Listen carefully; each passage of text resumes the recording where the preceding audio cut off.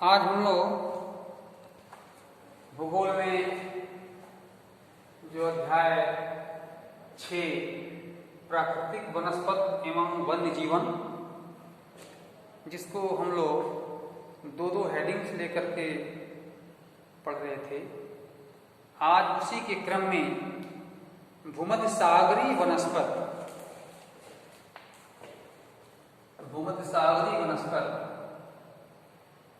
ये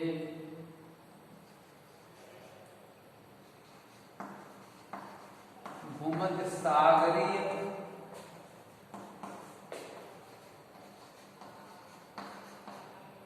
वनस्पत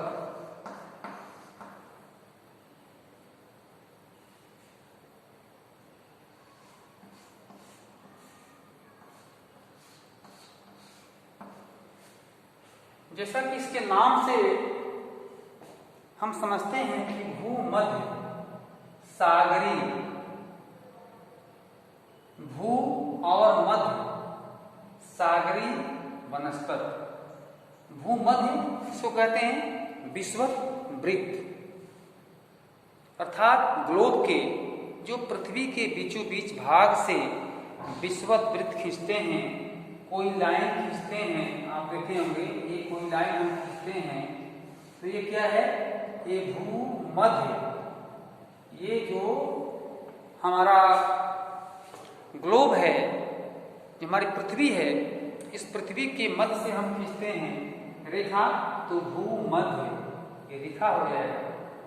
अर्थात भूमध्य सागरीय वनस्पत, जो इस रेखा के आसपास जो सागर हैं, जो समुद्र हैं विश्व में, वहां की वनस्पत कैसे होंगे, इसका विवरण जो है हम सबके समक्ष रखा जाता है। अब इसमें महाद्वीपों के पूर्व एवं उत्तर, देखिए पूर्व और उत्तर यानी एशिया महाद्वीप,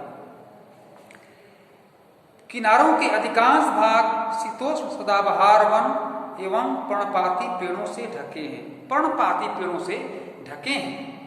महाद्वीपों के पश्चिमी एवं दक्षिण पश्चिम किनारे भिन्न हैं। यहाँ भूमध्य सागरीय वनस्पतियां पाई जाती है, यहीं पर भूमध्य सागरीय वनस्पतियां पाई जाती हैं महाद्वीपों के दक्षिण पश्चिम भागों में। यह अधिकतर यूरोप, अफ्रीका एवं एशिया के भूमध्य सागर के समीप वाले प्रदेशों में पाई जाती है। यह अधिकतर यूरोप और अफ्रीका, ठीक है, यूरोप और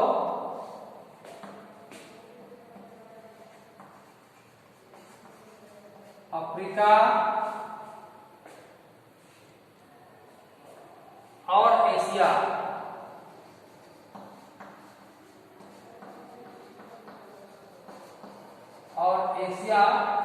महाद्वीप में सागरीय तटों पर पाए जाते हैं। इसलिए इसका यह नाम पड़ा भूमध्य सागरीय वनस्पत। ये वनस्पतियां भूमध्य सागर के बाहरी प्रदेशों से, जैसे संयुक्त राज्य अमेरिका के कैलिफोर्निया, दक्षिण पश्चिमी अफ्रीका, दक्षिण पश्चिम दक्षिण अमेरिका एवं दक्षिण पश्चिमी जो अमेरिका है उस क्षेत्र में और ऑस्ट्रेलिया में पाए जाते हैं। इन प्रदेशों में गर्म शुष्क ग्रीष्म एवं वर्षा वाली मृदु शीत ऋतु बहती है। इन क्षेत्रों में आमतौर पर संतरा, अंजीर, जैतून एवं अंगूर। अब ऐसे सब जगह नहीं मिलता, संतरा हमारे यहाँ नहीं मिल सकता। आप देखते कि मौसमी मिलता है तो ठीक से नहीं मिलता। लीची भी हमारे यहाँ नहीं मिलती, लीची भी गर्म प्रांतों में। तो इस क्षेत्र में क्या होता है, फल या वृक्ष या फल, संतरा, ठीक है, संतरा और अंजीर, संतरा, अंजीर, जैतून ये फल मिलते हैं, अंगूर भी।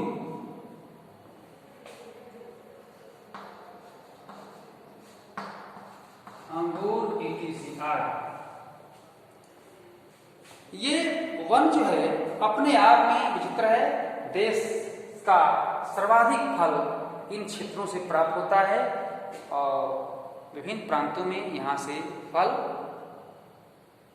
आयात होते हैं।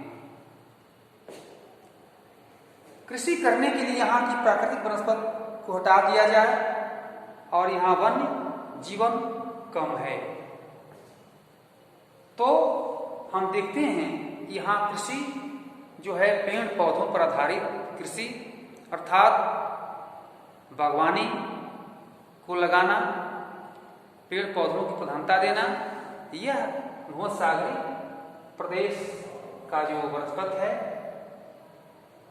इसकी विशेषता हम लोगों ने पढ़ा और इसमें पेड़ पौधे प्रांतों की विशेषता और किस प्रकार से ये इनका रख रखाव होता है और कैसे इन वनस्पतियों में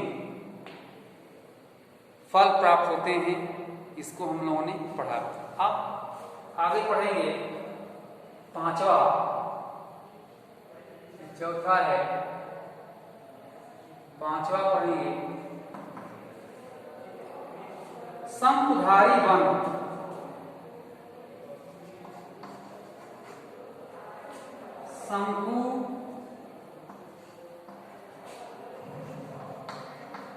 शंकुधारी वन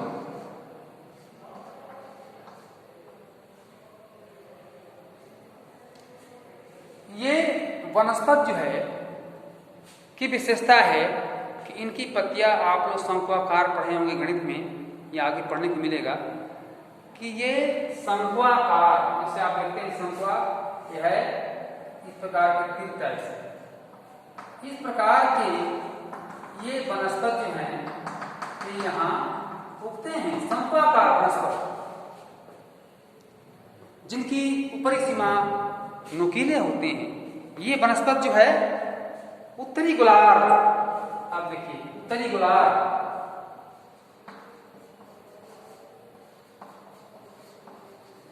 उत्तरी गोलार्ध में पाए जाते हैं। ग्लोब के जो भूमध्य रेखा बांटती है तो क्या होता है, एक गोलार्ध, उत्तरी गोलार्ध और ये दक्षिणी गोलार्ध। ऊपर के हिस्सा को हम उत्तरी गोलार्ध कहते हैं और ये जो नीचे का रेखा के बाद का है इसको हम दक्षिणी गोलार्ध कहते हैं। इसी प्रकार से शंकुधारी वन उत्तरी गोलार्ध में पाए जाते हैं। उत्तरी गोलार्ध के उच्च अक्षांशों 50 अंश से 70 अंश के मध्य भव्य शंकुधारी वन पाए जाते हैं। यहाँ पर टैगा भी और टैगा किस्म की वनस्पति पाए जाते हैं। यहाँ की क्या नाम है, टैगा, टैगा वनस्पति। ये वन अधिक ऊंचाई पर पाए जाते हैं। इनके वृक्ष जो है सलीमा और हिमालय में प्रचुर मात्रा में देखा जा सकता है। ये लंबे नरम काठ वाले सदाबहार वन होते हैं। ये लंबे होते हैं और कुछ नरम इनका लकड़ी होता है। इन वृक्षों से के काठ का उपयोग लुगदी बनाने के लिए होता है। लुगदी बनाने का मतलब होता है कि इनके वृक्षों को, जैसे आप देखते हैं शक्तिनगर के जितने इकोलिप्टस हैं सबको काट करके और लुगदी बनाने के लिए अर्थात पेपर बनाने के लिए उपयोग करने के लिए लिया गया है। तो इससे क्या बनता है, पेपर, अखबार, ये कागज का निर्माण होता है, ठोंगा बनाने का।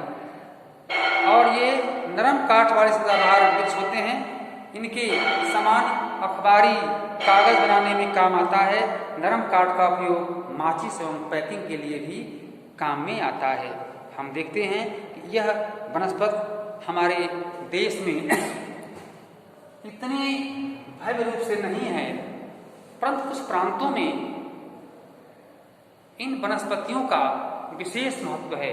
आप देखते हैं कि माचिस के तिलियां आप देखते हैं कि उसको निकालते हैं तो ये इतनी उसके लकड़ी, माचिस के लकड़ी वाले भी वृक्ष होते हैं, तो वो मुलायम लकड़ी होनी चाहिए, क्योंकि जब उनके टुकड़े करते हैं, टुकड़ों में टुकड़े यानी कई अंश के टुकड़े छोटे छोटे करके, और तब माचिस का जो तिलियां हैं उसमें लगा करके मसाले और हम इसमें रखते हैं, तो माचिस की तिलियां।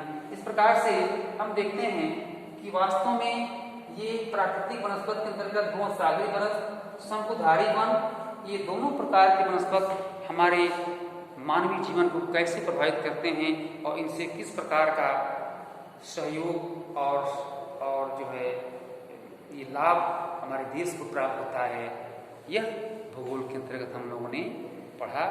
और आगे बढ़ने के कारण हम लोग कम ही पढ़ेंगे। धन्यवाद।